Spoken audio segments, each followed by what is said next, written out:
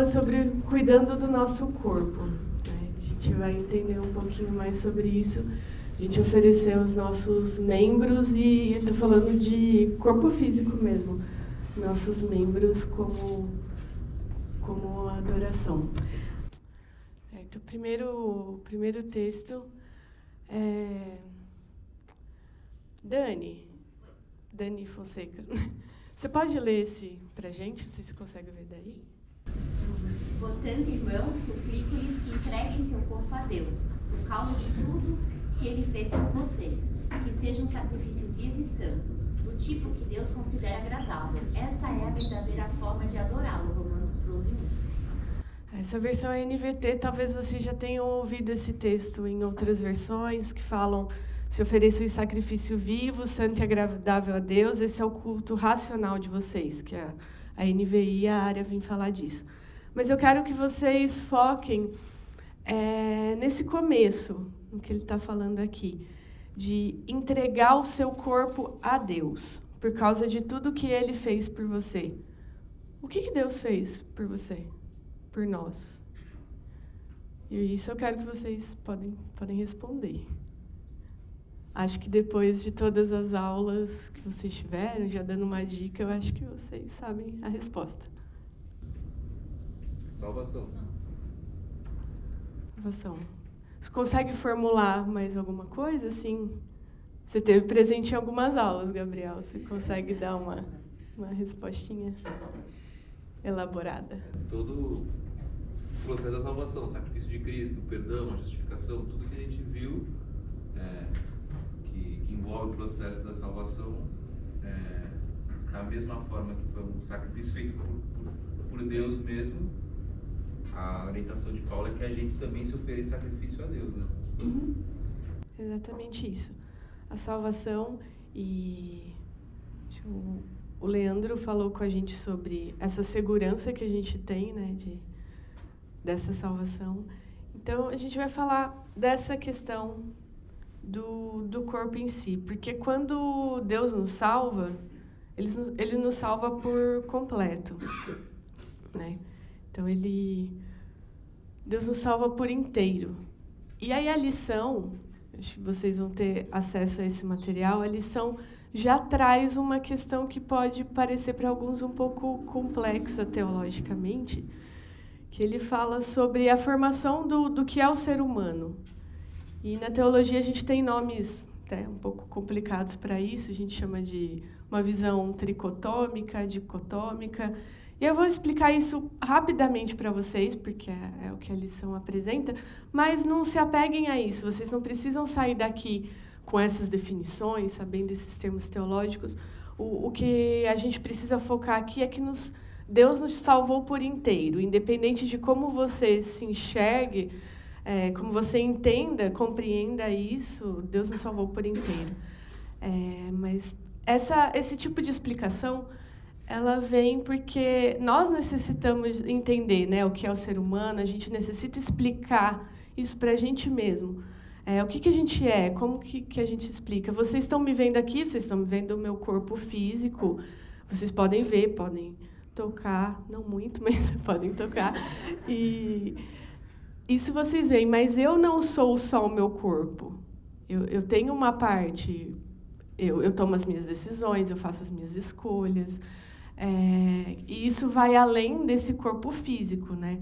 Então, a Bíblia tem alguns textos, e eu quero que vocês me ajudem nisso agora, pedir que alguém abra em 1 Tessalonicenses 5:23 e outra pessoa em Gênesis 2:7, e aí, conforme eu for falando, eu peço que alguém leia. Essas visões, essas explicações que a gente faz, elas são limitadas, né? A nossa mente é limitada, a gente não consegue explicar tudo. Por mais que Deus tenha revelado muita coisa na sua palavra, a nossa capacidade de pensar, ela foi manchada pelo pecado. Então, a gente vai tentando explicar, por isso surgem essas diferentes maneiras de ver. E eu queria que alguém lesse, então, por favor, o texto de 1 Tessalonicenses. E agora, que o Deus da paz os torne santos em todos os aspectos, e que o espírito, a alma e o corpo de vocês sejam mantidos irrepreensíveis até a volta de nosso Senhor Jesus Cristo. Então vocês ouviram aqui, espírito, alma e corpo. Essa seria a visão tricotomista, né? Um corpo humano dividido em 3, corpo, alma e espírito. Essa não costuma ser a minha visão, eu entendo mais o ser humano como 2 realidades, mas isso não é fechado. A Bíblia toda ela tem várias palavras para se referir ao ser humano, nessa questão imaterial, né? O espírito, a alma, também você pode ouvir algumas vezes falar sobre coração, vontade, que expressa toda essa parte. Então, a segunda visão é essa parte de 2 realidades, e o texto que a gente vai ler é Gênesis 2:7. Alguém pode? Oi, qual que é a diferença de alma e espírito aí nesse caso? Então, agora com essa explicação de 2 realidades, você vai entender. Eu vou conseguir te dizer. Alguém pode ler o texto, por favor? Então o Senhor Deus formou o homem do pó da terra e soprou em suas narinas o fôlego da vida, fôlego de vida, e o homem se tornou um ser vivente.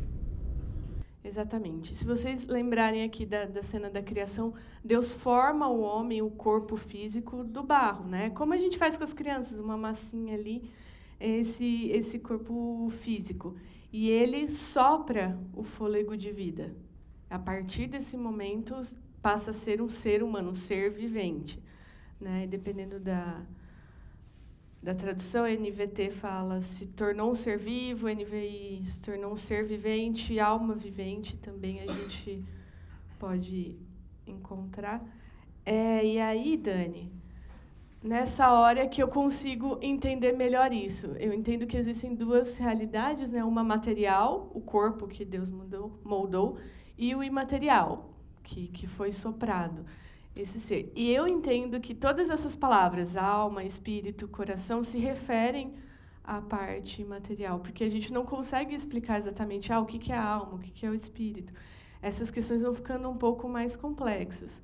Então, uma visão que a gente chamaria de dicotômica explicaria melhor uma parte material, uma parte material.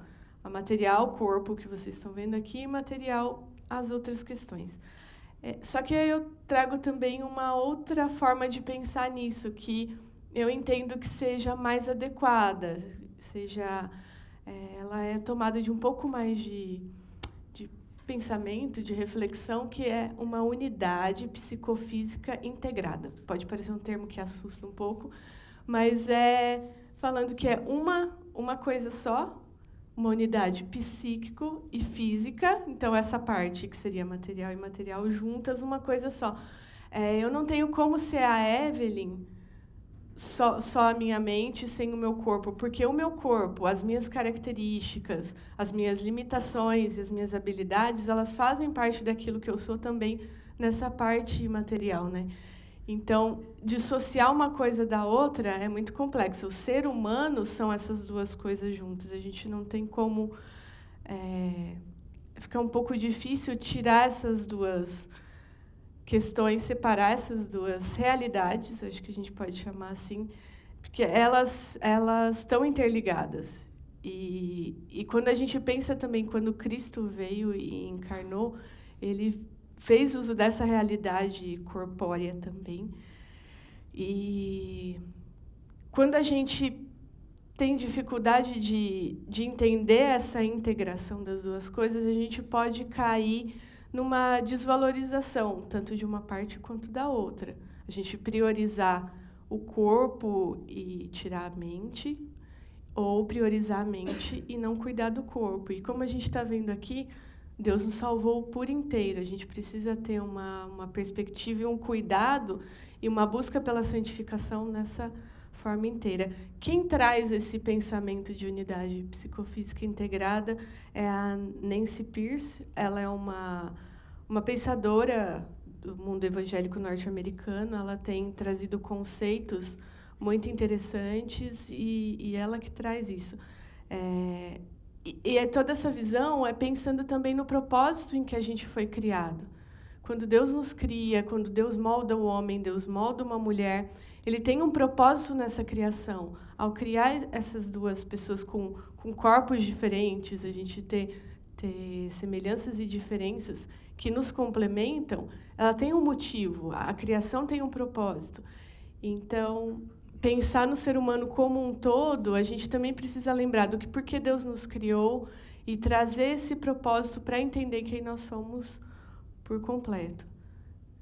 Espero que vocês estejam conseguindo acompanhar. Se eu não estiver sendo clara, por favor. É uma visão mais dessas duas realidades, mas eu acho que fica um pouco mais claro de se entender quando a gente faz isso. Todos esses termos e essas formas de pensar é para nos ajudar a entender como a gente funciona e como a gente se relaciona com Deus, com aquilo que Ele nos dá, né? Dá licença? Sim. Nós não podemos dissociar uma coisa da outra. Você já falou isso, mas é bom frisar que a salvação foi por o ser completo, a integridade do ser, corpo, alma e espírito, ou alma e espírito e corpo, que é a visão judaica, né? Mas o fato é que não se dissocia uma da outra. Quando uma pessoa morre, crente em Cristo morre, o corpo fica na terra, mas ele continua sendo aquela pessoa. E quando nós ressuscitarmos, a gente também vai precisar de corpos. Aquele corpo vai ressuscitar glorificado, mas é aquele corpo, muitos acham que não é mais a pessoa que está ali, a pessoa foi para outro lugar, não. É aquela pessoa, continua sendo aquela pessoa, mas quando ressuscitar, vai ser naquele corpo revitalizado ou glorificado. Obrigada. Certo. Então, voltando à nossa pergunta também do que Deus salvou, e falando disso de ser por completo, todas as áreas da nossa vida devem estar embaixo do senhorio de Cristo. Ele exige uma santificação íntegra. Quando a gente pensa de santificação, e a gente está estudando aqui nesse momento, a gente está dando uma atenção para a nossa mente. Mas Ele nos salvou como um todo, e a nossa santificação também diz respeito ao nosso corpo, como a gente usa ele e o que a gente faz na nossa vida. Então, eu pedi que alguém já vai abrindo no Salmo 1, outra pessoa em Romanos 12, 2, por favor, e outra em 1 Pedro 1, 13 a 16. Aqui ele está falando, né? Ele exige uma santificação íntegra, uma separação de todo do nosso ser, do mundo, da carne e do diabo. O cristão precisa ser diferente, né? Quando Cristo entra nas nossas vidas, a gente passa a ser uma pessoa diferente, mas diferente como? Então, a gente vai ver esses aspectos agora. Alguém pode ler o Salmo 1, por favor? Feliz é aquele que não segue o conselho dos perversos, não se detém no caminho dos pecadores, nem se junta à roda dos zombadores. Pelo contrário, tem prazer na lei do Senhor e nela medita dia e noite. Ele é como a árvore plantada à margem do rio, que dá seu fruto no tempo certo. Suas folhas nunca murcham e ele prospera em tudo o que faz. O mesmo não acontece com os perversos. São como palha levada pelo vento. Serão condenados quando vier o juízo. Os pecadores não terão lugar entre os justos. Pois o Senhor guarda o caminho dos justos, mas o caminho dos perversos leva à destruição. Aqui, o salmista está falando do nosso estilo de vida, as escolhas que a gente faz quando a gente vai pelo caminho dos pecadores, a gente senta na roda daquele pessoal que não tem uma vida com Cristo, né? Os ímpios, ele mostra essa diferença de qual é a nossa escolha quando a gente se junta àqueles que não pertencem a Cristo e aqueles que sim, quando você vai atrás da lei do Senhor, quando você medita nessa lei. E essa diferença, uma separação pelo estilo de vida, quais são as suas escolhas no seu dia a dia. E Romanos 12, 2 vai falar sobre a nossa forma de pensar. Alguém pode ler, por favor? Não se amoldem ao padrão deste mundo, mas transformem-se pela renovação da sua mente, para que sejam capazes de experimentar e comprovar a boa, agradável e perfeita vontade de Deus. A transformação que Deus faz na nossa vida, quando a gente recebe o Espírito Santo, ela é por completo. A nossa mente, então, voltando a essa visão que a gente tem, a mente também é transformada. Os nossos pensamentos começam a passar pelo filtro da Bíblia. A gente começa a fazer escolhas com base nisso, né? Em vários momentos da igreja a gente tem falado sobre cosmovisão, como a gente tem enxergado o mundo, e é a partir da Bíblia. Então, a palavra de Deus molda os nossos pensamentos, a nossa maneira de pensar depois que Ele nos salvou, né? Isso faz uma diferença na nossa vida. E alguém pode ler 1 Pedro, por favor? Portanto, estejam com a mente preparada, prontos para agir, estejam alertas e coloquem toda a esperança na graça que lhes será dada quando Jesus Cristo for revelado. Como filhos obedientes, não se deixem mudar pelos maus desejos de outrora, quando viviam na ignorância. Mas assim, começando aquele que os chamou, sejam santos vocês também em tudo o que fizerem, pois está escrito: sejam santos, porque eu sou santo. O cristão, ele sempre tem uma diferença, sempre precisa haver essa diferença entre o justo e o ímpio, entre o salvo e o não salvo. E essa diferença é Cristo na nossa vida.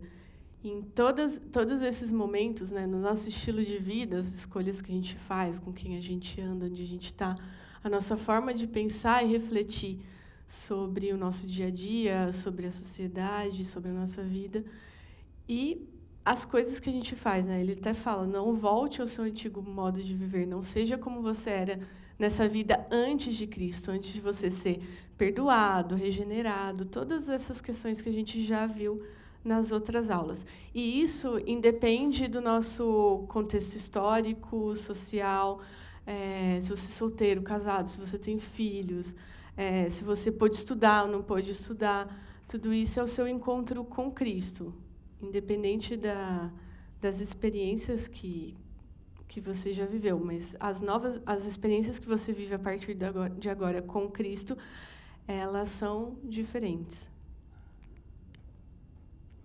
Então, falando agora do nosso corpo físico, material, aquilo que vocês podem ver quando vocês olham um para os outros, a gente é dotado de alguns sensores. Deus colocou algumas maneiras da gente perceber o mundo à nossa volta, né? E são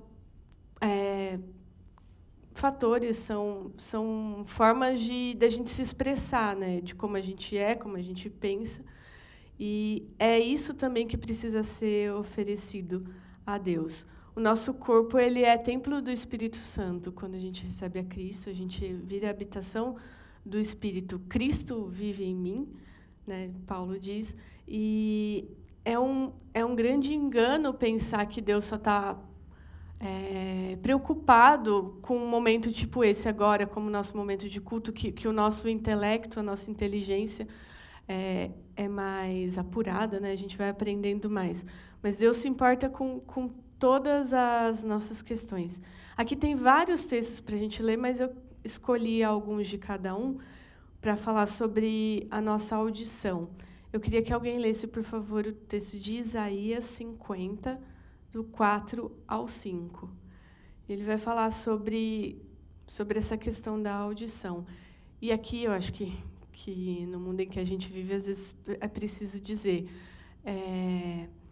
independente daquilo que Deus deu para cada um, para alguns Deus não deu a audição, o ouvir, o falar, algumas limitações no corpo, mas vamos pensar nisso como um todo,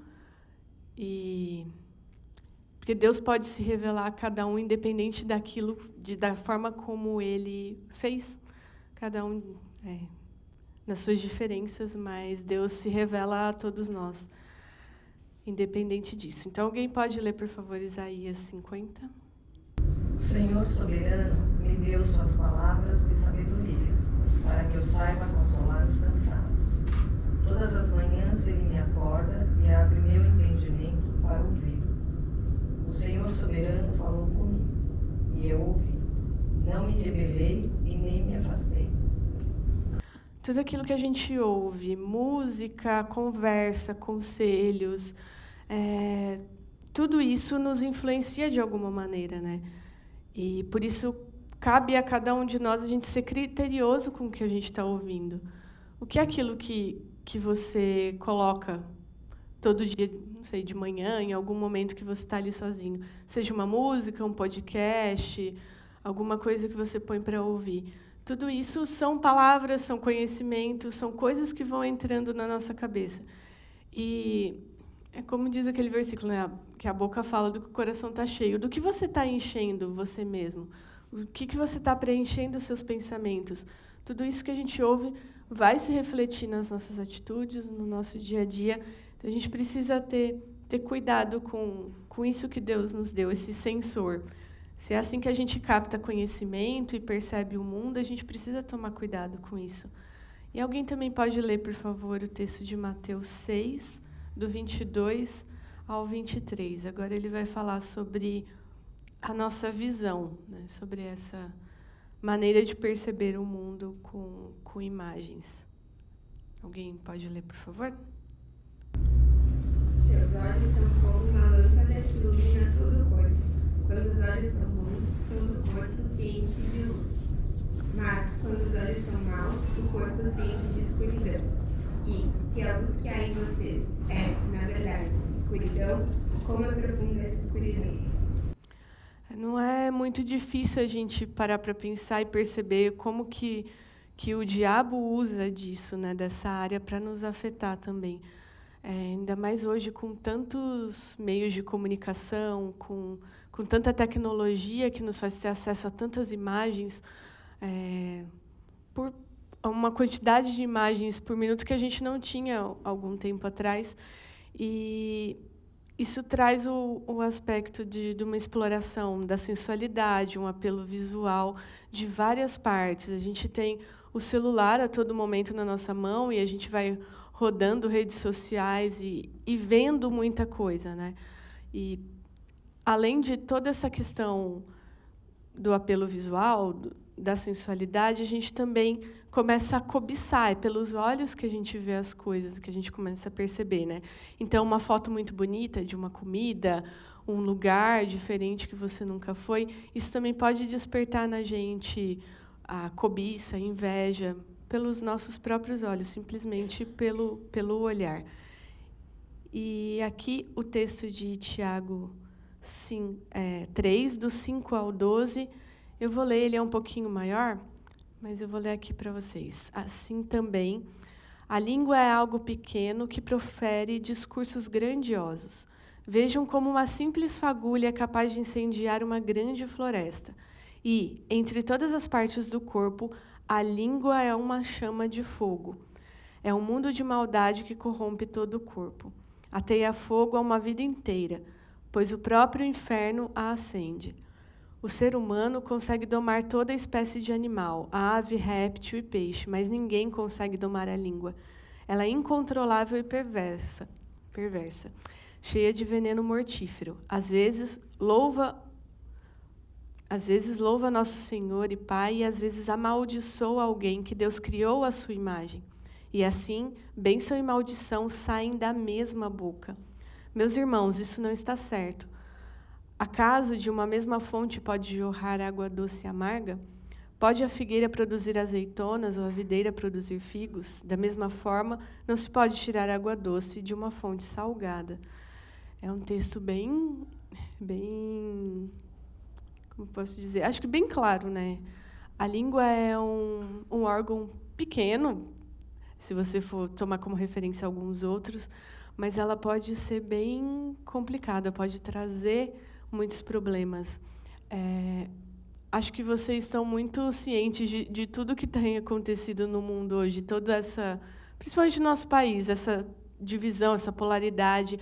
E pela língua as pessoas falam muita coisa. E muitos vão falando sem pensar. Ontem a gente conversava entre os jovens, né, como as pessoas vão só repetindo aquilo que ouvem, sem traçar uma linha argumentativa, sem refletir sobre aquilo que elas estão falando. Elas só vão falando, só vão repetindo, sem essa reflexão. E como a língua pode ser perigosa. Às vezes a gente fala sem pensar, e é nesse momento que a língua mais se revela. E ela revela aquilo que está no nosso coração. Se a gente não for atento e pensar antes de falar, pensar que as nossas palavras podem amaldiçoar, podem abençoar, é uma responsabilidade muito grande abrir a boca, principalmente quando a gente segue a Cristo, quando a gente está representando aquele que nos salvou. E o livro de Provérbios ele tem muitos conselhos sobre o uso da língua. Então, se de repente você sente que essa é uma dificuldade para você, leia Provérbios. Ali você vai encontrar muitas observações sobre isso. É um recurso muito bom, né? O falar pode ser muito bem utilizado, mas também pode ser usado para o mal. A gente pode ter conversas que não nos edificam, usar uma linguagem obscena, usar o duplo sentido, a gente pode mentir, pode fofocar. São vários pecados que estão atrelados à língua. E essas questões, audição, visão, fala, elas me lembram de uma musiquinha que hoje a gente não canta tanto com as crianças, mas cantava na minha época, que falava para a gente tomar cuidado com cada um desses aspectos. Então, falava, cuidado, olhinho que vê, cuidado, boquinha que fala. E também falava sobre a mão, né, o cuidado que você pega, cuidado onde você anda, porque o Salvador do céu está olhando para você. Às vezes a gente usa essas músicas para deixar a criança um pouco, né, com medo, assim, né, jogar um terror para que ela se comporte, mas é uma perspectiva que a gente chama de corandeu, né, de viver na presença de Deus o tempo todo. E é uma verdade, Deus está com a gente. Se a gente é a habitação do Espírito, Ele está com a gente em todos os momentos. Não é só quando a gente vem à igreja ou quando a gente para orar. Deus está com a gente em todos os momentos. Quando a gente está ouvindo uma música, quando a gente está vendo um filme, quando a gente senta para conversar com uma amiga e a gente conta um segredo, um amigo, e que ninguém mais pode saber. Deus já sabe de todas essas coisas. Então, Ele está com a gente em todo momento. E lembrando de que se o nosso corpo é um santuário de Deus, como a gente já viu, a gente precisa tomar cuidado com isso. E nós somos representantes de Cristo, nós somos testemunho vivo daquilo que Ele fez por nós, daquilo que a gente estudou até agora. A gente precisa ser um bom representante, né? E usar todas essas coisas que Deus nos deu para a sua glória, para o seu louvor. Então, aqui, o cristão ele não deve usar o corpo da mesma forma como as outras pessoas usam, né? A gente vê muito uma cultura ao corpo hoje em dia, muitos extremos, né? Pessoas que valorizam demais o corpo, fazem exercícios em excesso e vivem diante do espelho, né? E as redes sociais, mais uma vez, vêm aí para trazer um pouco de comparação. E a gente vê várias distorções disso também, muitas pessoas que sofrem com bulimia, anorexia e coisas nesse sentido. Obrigada, amiga. E também a gente não pode viver de uma maneira carnal, né?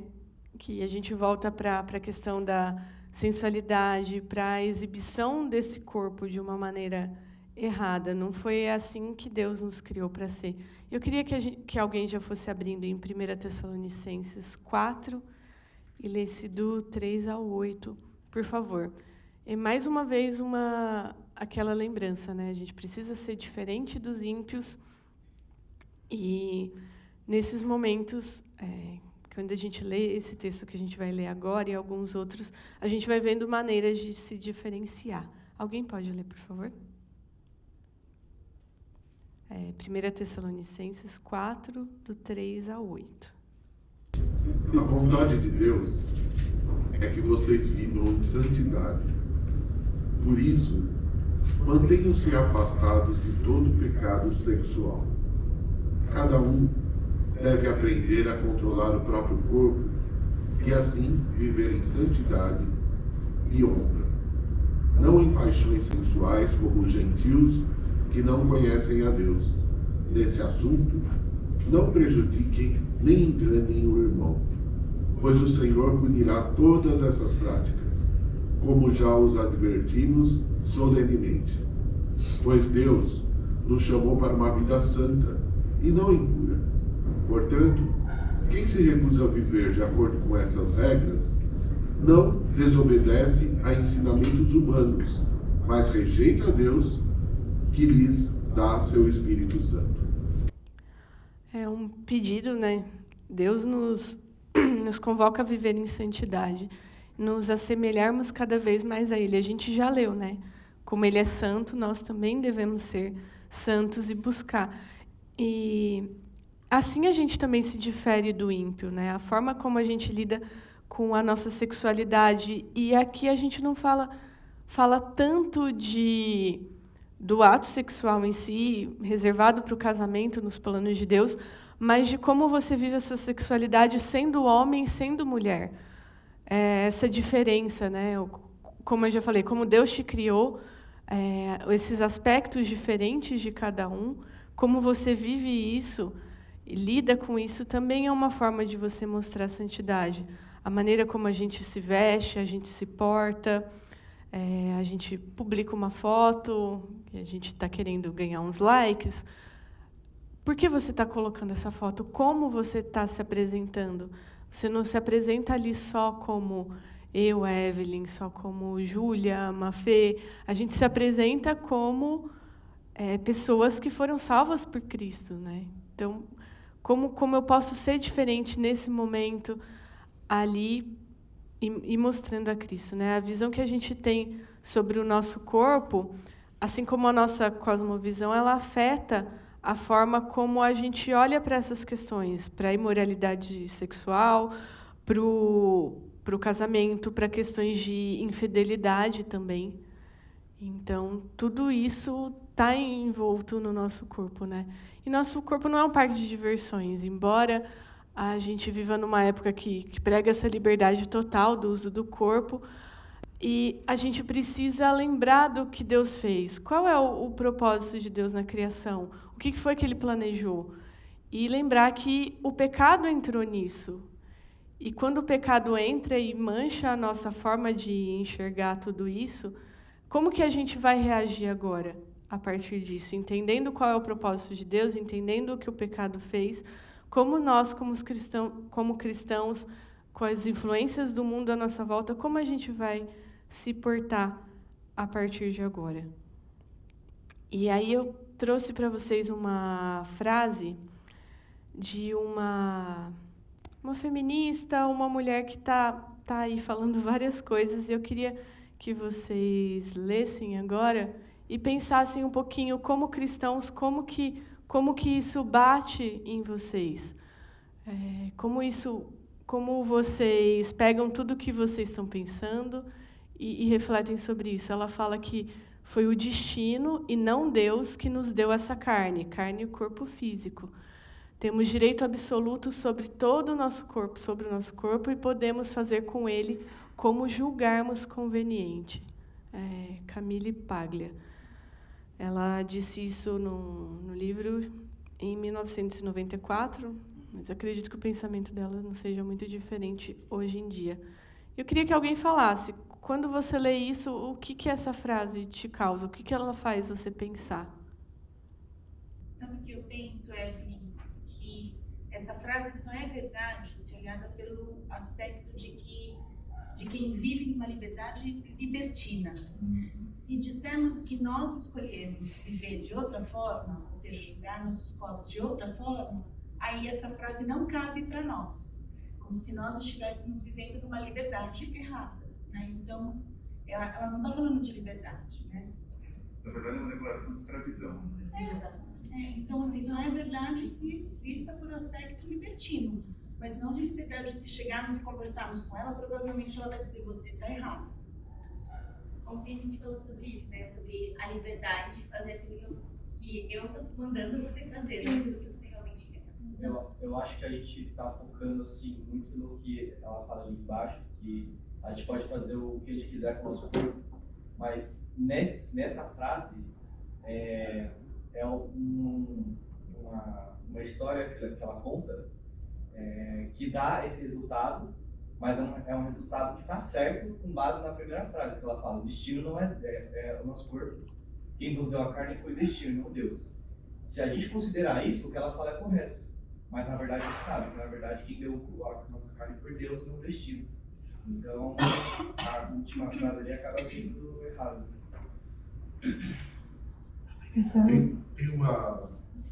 Eu acho que hoje em dia, né, mais do que nunca, a gente esquece que nós cristãos éramos escravos do pecado.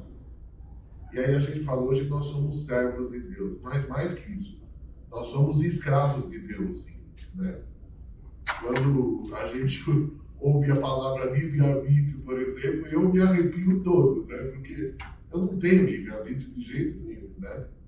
Eu tenho, sim, uma liberdade que Cristo me deu, mas para viver em santidade, como a gente falou até aqui. E uma frase dessa prova claramente que a pessoa não conhece a Deus. E a Bíblia falou, não vivais como, o texto que a gente leu, né? Como os gentios que vivem indissolutamente, né, em outras versões, ou no pecado, né? Então nós não podemos fazer o que nós queremos. Nós temos que fazer o que o nosso Deus quer, né? Somos escravos, sim, de Jesus Cristo, né? Mais alguém? Posso só contribuir? Sim, claro. A Milipag é uma metamorfose ambulante, né? Ela foi expoente do feminismo na década de 60, é homossexual, escreveu, foi o ícone das mulheres representando os valores do feminismo, né? Foi uma pessoa de contracultura, alguém que meteu a boca no sistema, supostamente falando em favor da mulher, né?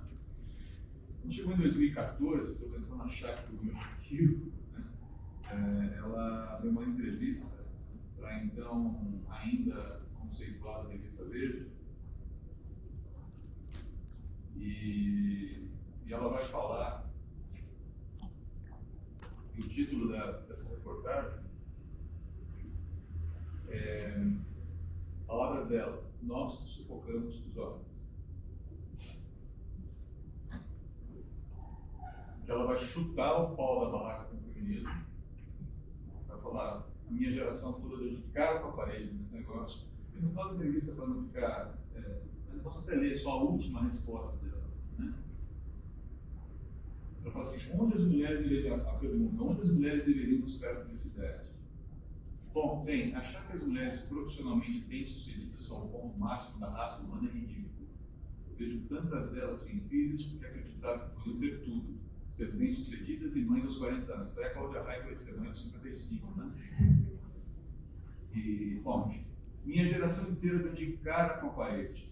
Quando chegamos aos 70, 80 anos, eu acredito que a felicidade começará com as ricas e poderosas, mas com as mulheres de classe média que conseguiram produzir grandes famílias.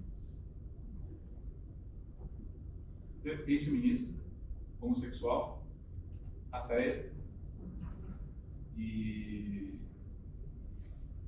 parece que é uma pedra falando. Só para a gente. Então, essa do Camille de 94 mudou bastante ideia desde então. Eu achei bem interessante o que o Daniel estava falando, que é essa questão. Quando alguém tira Deus, ela pode pensar em qualquer coisa. A gente estava refletindo bastante com os jovens, né, ontem à noite sobre essa questão. Quando você tira Deus da história, toda a moral e essas questões, elas se destroem. E é importante a gente refletir sobre isso, porque toda essa nossa forma de pensar, ela vai afetar nosso posicionamento e como a gente age em questões mais complexas, né? De sexualidade, o ser homem, ser mulher, tudo isso que a Camille fala nessa entrevista que o André leu, né?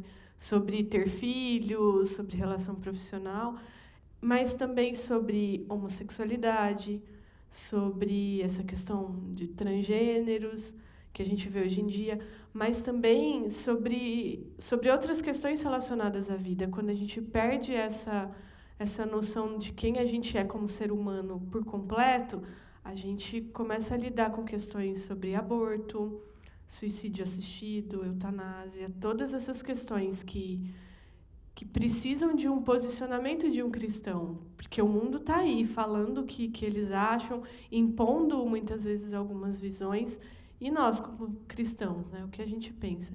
E aí, para a gente não terminar com uma frase tão complicada, eu trouxe uma pensadora para a gente voltar para o...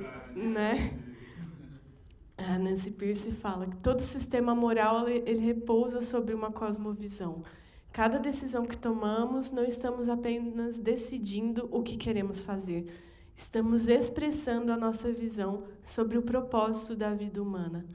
Então, tudo isso que a gente falou sobre a nossa forma de perceber o mundo e se expressar, visão, fala, audição, a musiquinha que eu citei, né? Onde a gente pisa, cuidado onde pisa, cuidado o que pega. Todas essas coisas, elas são formas da gente expressar o que a gente pensa. E, como o Marcelo falou, se somos escravos de Cristo, se vivemos por Cristo agora, se Cristo vive em mim, tudo isso, nossas decisões, nossas escolhas, elas precisam refletir isso, elas precisam mostrar essa transformação de vida, a salvação que a gente recebeu, tudo isso que a gente já estudou, né? A gente está expressando isso para o mundo. E eu queria que vocês levassem essa reflexão. Como que vocês têm se expressado para o mundo? Como que as pessoas têm enxergado Cristo através de vocês? E vocês, eu falo para mim também, como que a gente tem pregado o Evangelho no dia a dia? E aí com as nossas atitudes, ações, mas com as nossas palavras. Quando a gente entra no Uber hoje cedo para vir para cá, o que a gente conversa com essa pessoa? A gente não conversa nada. Como que ela vê essa diferença na nossa vida? Os seus vizinhos, os seus colegas de trabalho, seus familiares que não conhecem a Cristo. Tudo isso é expressão. E como que a gente tem se posicionado diante de um Brasil, um mundo tão polarizado, sobre ideias que estão sendo impostas para a gente?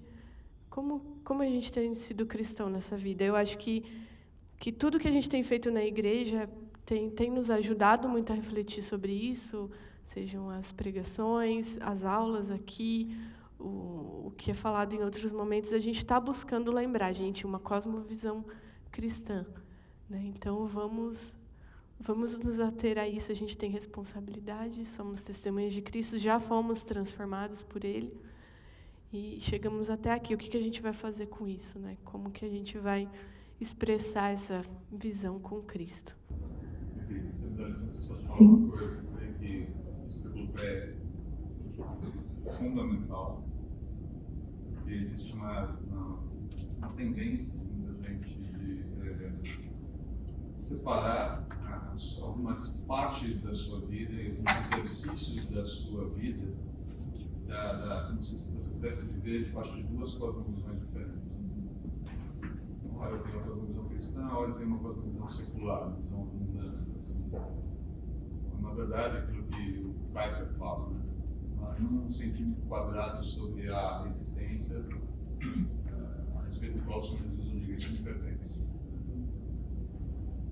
O que nós vamos decidir nas eleições? A escolha que nós vamos fazer talvez não seja a escolha ideal, porque não há escolha ideal, politicamente falando. Mas as nossas escolhas, elas devem refletir as virtudes do reino. Elas devem buscar refletir, ainda que por proximidade, ou a distância, a menor distância, por assim dizer, aquilo que Deus está dizendo que é correto, verdadeiro, muito bom. Eu vou te falar agora de uma série de questões relativas ao nosso próprio corpo. Como é que nós lidamos com os valores do reino? Quais são os valores do reino que diz respeito à vida, por exemplo? E como nós decidimos sobre aqueles que nos governarão, em quaisquer circunstâncias, quando tantas propostas que diz respeito à vida têm sido polares, inclusive têm sido ofertadas para a gente. Então, que exercício a gente está fazendo? E aqui não é defender vote em A e não vote em B, ou vote em B e não vote em A. Aqui nós temos uma mente dada por Deus que é capaz de pensar, que é capaz de discernir, e ela é chamada, ela é conclamada a viver de forma coerente com a cosmovisão na qual ela foi inserida. E essa cosmovisão se diz verdadeira, reta, pura e boa. Então, todos os exercícios da minha vida devem refletir essa influência. Estão refletindo? Essa questão eu gostaria de deixar. Tem refletido? Pois existem áreas da minha vida em que a influência dessa cosmovisão, patrocinada pelo Espírito, pela conscientização que a palavra de Deus nos dá, ela tem sido ou ignorada por desconhecimento ou ignorada por decisão. A palavra é arrependam-se. Conheçam e arrependam-se e voltem-se para Deus. Voltem-se para o Senhor. E hajam de conformidade. Essa palavra tem outra. Arrependam-se. A gente vai ver isso. Obrigada, André. Acho que o André pôde nos ajudar nessa conclusão.